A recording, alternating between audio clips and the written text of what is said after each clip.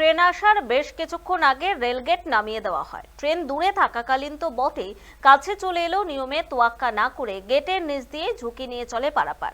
যখন railway level crossing এর gate বন্ধ হয়েছে, তখন জোর করে প্রবেশের চেষ্টা করলে মারাত্মক ঘটনা ঘটতে পারে বা ট্রেনের দেরি হতে পারে বলেও জানান পূর্ব রেলের মুখ্য জনসংযোগ আধিকারিক কৌশিক মিত্র। আপনি নিশ্চয়ই রেলগেটে দাঁড়িয়ে থাকতে থাকতে বিরক্ত হয়ে যান তো, কিন্তু এটাই ঠিক যে রেলগেটে যখন রেলগেটটা পড়ে, সাইরেন বাজে, ওখানে রেড সিগন্যাল থাকে, আপনার দাঁড়িয়ে যাওয়া উচিত। কারণ ট্রেন ট্র্যাকে আছে এবং ট্রেনটা পাস করবে, সেই জন্যই রেলগেটটি বন্ধ থাকে।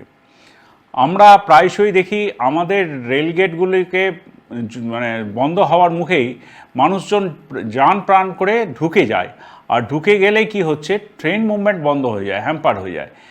ইদানিংকালে যেটা আমরা লক্ষ্য করছি, কিছু কিছু গেটে, যেমন আমি নাম ধরে এখন বলতে পারি যে কিছু কিছু গেটে বন্ধ করতে দিচ্ছে না, কেননা রোড ট্রান্সপোর্টে ভেহিকেল যাচ্ছে, আয়দার বাস চলে যাচ্ছে বা টোটো অটো, এরা চলেই যাচ্ছে, গেট বন্ধ হওয়া সত্ত্বেও সেই কোনো রকমে ঢুকে যাচ্ছে।